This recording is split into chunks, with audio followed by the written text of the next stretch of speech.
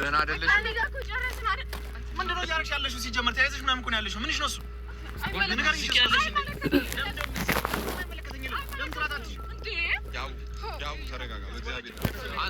እኔ ቀናተኛ አንቺን ሁሉ ወዳጅ ታዲያ እንዴት ይኖራል? ክብሪትና ነዳጅ ስላላችሁና እንግዲህ በትዳር ውስጥ ዋናው ነገር አብሮ ሊያኖረን የሚችለው አንዱ ከአንዱ መሸነፍ ሲችል ነውና ሄሉና ያብ እንግዲህ እየሰሩ ያሉት ነገር እውነት ለመናገር በጣም ነው የሚያናድደው።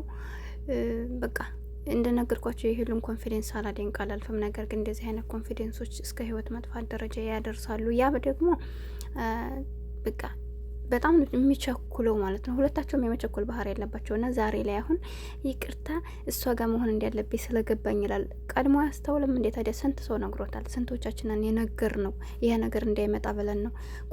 ቆርጥ ነገር እሷ ከበቃ አውጥታ እስከመጠለ ድረስ አጣብቅ ተራዲያት ቀላል ነገር ነው ብለነዋል። እና የሰው ልጅ የልቡን ካደረገ በኋላ እናንተ ጥግ ድረስ እንዲጠሉት ካደረገ በኋላ ተመልሶ ይቅርታ ይላል።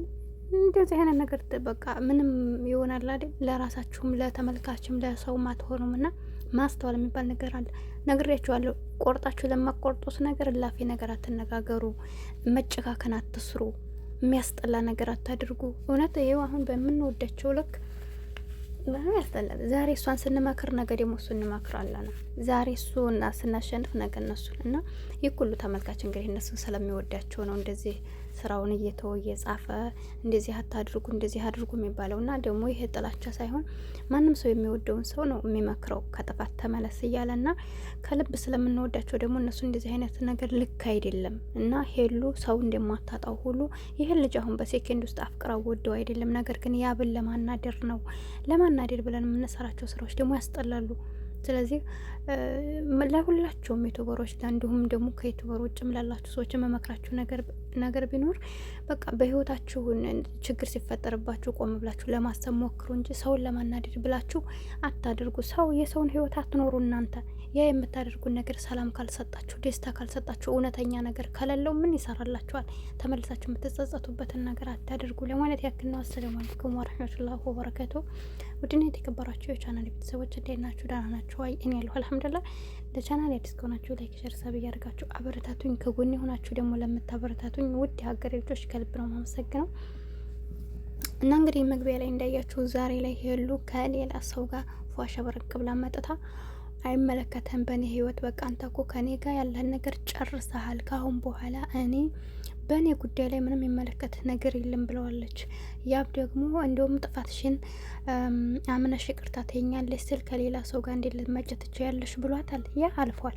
ምክንያቱም ሄሉ ይቅርታ አልጠየቀችም አይደለም። አንዴ ሳይሆን ሁለቴ፣ ሶስቴ፣ አራቴ ተንበርክካ ዝቅ ብላ ለምነዋለች። እንደዛ በጥፊ እያላት ማለት ነው። ስለዚህ ለዚህ ሁሉ የዳረካት አንተ ነህና ማስተዋል ነበረብህ። እኛ አሁን በሄሉም ብቻ ልንፈርድ አንችልም። ገብቷችኋል? ግን ስህተት የምትሰራ ከሆነ እሷንም አይሆንም እንላታለን። ለምንድን ነው? የምንወደው ሰው ችግር ውስጥ እንዲገባ ስለማንፈልግ። በልህ እኮ ማንኛችንም እናደርጋለን።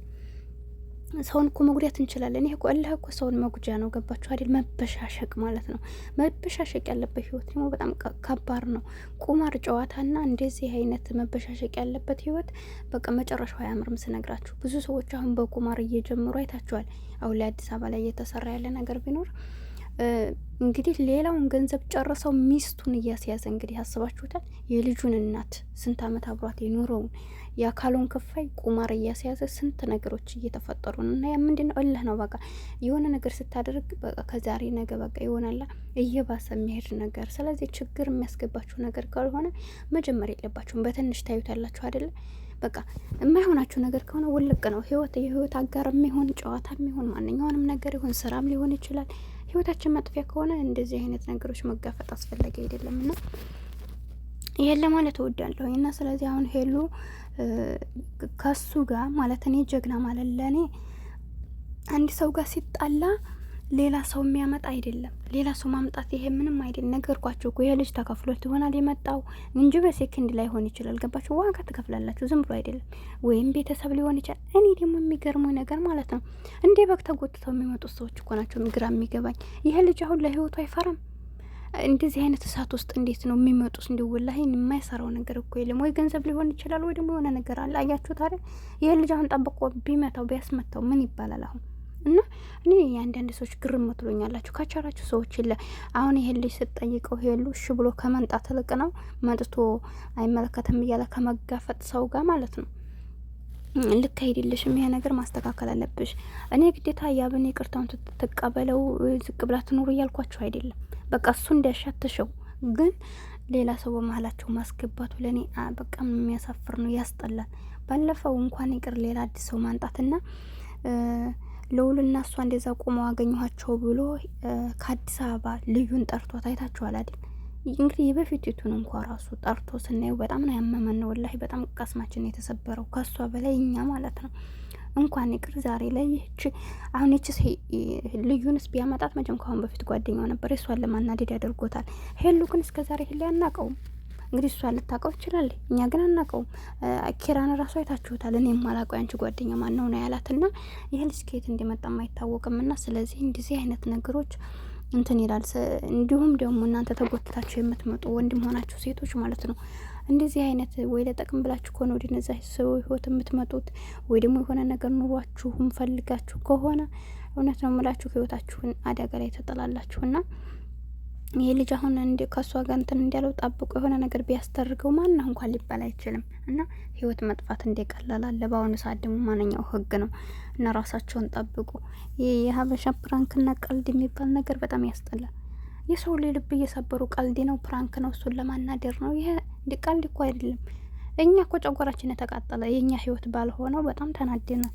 እነሱ ህይወታቸው የሆነው ሰዎች ደግሞ ከዚህ በበለጠ በጣም ይናደዳሉ። ያብ ደግሞ የበቀል ሰው ነው። አይታችኋል አይደለም? ባለፈው ልውል እንዴት እንዲያደረገው አይታችኋል። እንደዛ ረግጦ ጥሎት ሰውነቱ ሁሉ ቁስልስል ብሎ ነበርና ስለዚህ እንደዚህ አይነት ሙሲባ ውስጥ ሄሉሻ ብታስተውይ ጥሩ ነው። እኔ መጠንከረሽን ጣልቻ አይደለም፣ ግን አሁን ትናንት ያብጋ እንደዛ ተባብለሽ ዛሬ ሌላ ሰው ጋር ከመንጣት ለብቻሽ ቆመ ብለሽ ነገሮችን ማሰብ፣ ይሄን ልጅ የመጨረሻ አልፈልገውም ብለሽ ካሰብሽ ውሳኔሽን ማየት። እኛ አይተን ከምንፈርደው በላይ አንቺ አብረሽው ስላለሽ ነገሮችን ማስተዋል ትችያለሽ።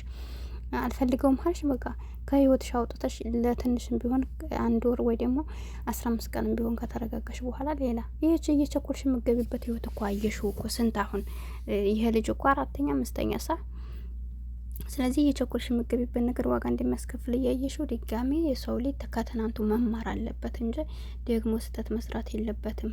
ህይወት ይቀጥላል፣ ልክ ነሽ። ነገር ግን አሁንም ህይወት የሚቀጥለው በተረጋጋ መንፈስ ስናስብ ነው። እንደነገርኳቸው እኛ የማንረጋጋ ከሆነ እንኳን ከሰው ልጅ ጋር ከራሳችን ነገር እንጣላለን። አሁን ያሰብነው ሌላ ነው፣ ከሰዓት የምናስበው ሌላ ነው። አያችሁት? የራሳችንን ልብ ራሱ ማመን አቅቶናል፣ እንኳን የሰው ልጅና ለምትወስኑት ውሳኔ ተረጋጉ። ሁላችሁም ብትሆኑ ትዳር ውስጥ ያላችሁ ሰዎች ቶሎ ብላችሁ ወስናችሁ ወደ ሌላ አትግቡ።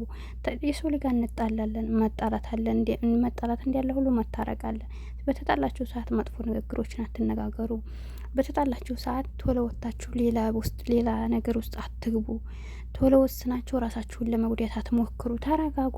የማያልፍ ነገር የለም። ስደት ላይ ያላችሁ እህቶች ብዙ ነገር ተምረናል።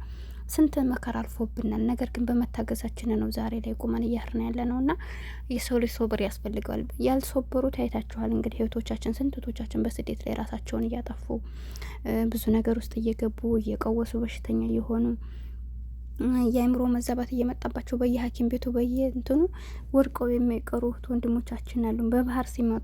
በባህር ሲመጣ ተስፋ ያስቆርጣል። የእውነት ነው ሙላችሁ። ግን በቃ ተስፋ ነገን በቃ እስኪ ከዛሬ ነገ ትንሽ እንታገስ እያሉ መጥተው በረሃ ላይ ቀርተው የሞቱ ስንት እህቶች አሉ። ነገር ግን እነህኞቹ ደግሞ በቃ ለምን የወጣ ነው ለመጠንከር ነው እያሉ ካሁን ወጥተው በቃ 1 ወር ሙሉ 2 ወር ሙሉ መንገድ ላይ እንደዛ ተሰቃይተው በረሃብና በንትን ህይወታቸውን ያዳናሉ። ለማንኛውም ሰብስክራይብ ያደርጋችሁ።